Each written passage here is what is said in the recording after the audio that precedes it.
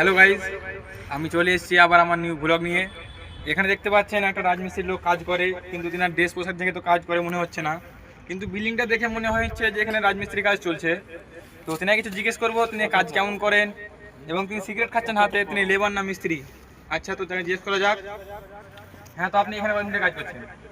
আমি অনেক দিন থেকেই কাজ করছি। তো আমার ব্যাঙ্গালোর খুব ভালো লাগে।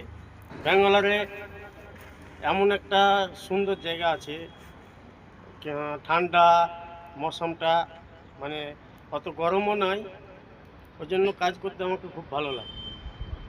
তা আমি বলছি, আপনি এখানে একা আছেন না আপনার বউ বাচ্চা আছে? না, আমি এখানে একাই আছি, সিঙ্গেল। সিঙ্গেল। আপনার বিয়ে হয়েছে না হয়নি? আমার বিয়ে হয়েছে, আমার দুটো ছেলে আছে, দুটো ছেলে পড়াশোনা করছে। তো আপনার ড্রেস পোশাক দেখে তো মনে হচ্ছে আপনার বিয়ে হয়নি, খালি এটা একটু বেড়ে গেছে, এটা একটু কমাতে হবে।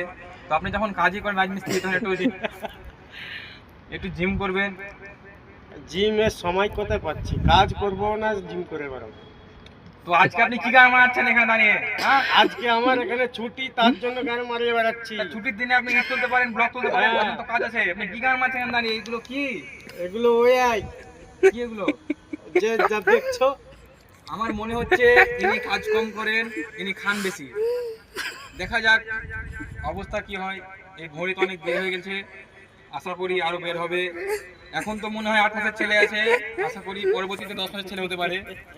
তো ইনাকে নিয়ে যাবো হসপিটাল, দেখবো পেটে কি আছে, ছেলে আছে না খাওয়ার আছে। তো এই মধ্যেই এখানে ইতি করলাম, পরের ভিডিওতে আবার দেখা হবে, টাটা।